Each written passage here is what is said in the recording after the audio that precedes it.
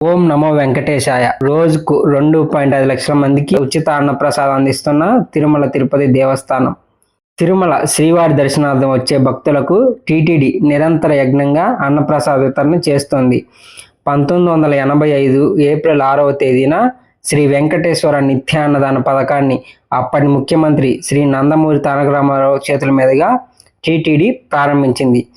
తదుపరి 1994 ఏప్రిల్ 1వ తేదీన శ్రీ వెంకటేశ్వర నిత్యాన్నదాన ట్రస్టుగా నామకరణం చేశారు. మొదటగా తిరుమలలో కళ్యాణ కట్ట ఎదురుగా ఉన్న పాత అన్నదానం కాంప్లెక్స్లో అన్నదానం జరిగేది.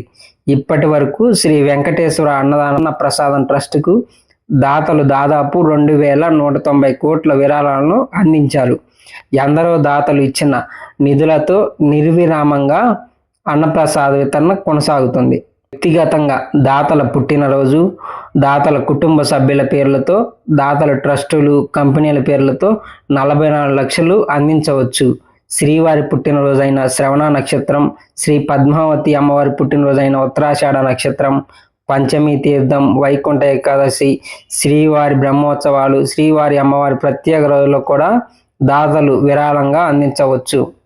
44 లక్షలు అందించి దాతలు స్వయంగా భక్తులకు అన్నప్రసాదాలు వడ్డించే అవకాశం తిరుమల తిరుపతి దేవస్థానం కల్పించింది. విరాళం అందించే దాతల పేర్లను తిరుమల వెంగమాంబ అన్నప్రసాద భవనంలో డిస్ప్లేలో మీ పేర్లను ప్రదర్శిస్తారు. అదేవిధంగా ఒకరోజు ప్రసాదాలను వడ్డిస్తారు. ఒకరోజు పూర్తిగా అన్నప్రసాద వితరణకు 44 లక్షలు చెల్లించాల్సి ఉంటుంది. అదేవిధంగా ఉదయం అల్పాహారం కోసం 10 లక్షలు, మధ్యాహ్న భోజనం కోసం 17 లక్షలు, రాత్రి భోజనం కోసం 17 లక్షలు అందించి దాతలు స్వయంగా భక్తులకు అన్నప్రసాదం అందిస్తారు. తిరుమల తిరుపతి ఒంటిమిట్టలోని టీటీడీ అన్నప్రసాదాల వితరణ కేంద్రాల నుండి రోజుకు ఉదయం, మధ్యాహ్నం, రాత్రికి సుమారు 2.5 లక్షల మంది భక్తులు అన్నప్రసాదాలను స్వీకరిస్తున్నారు.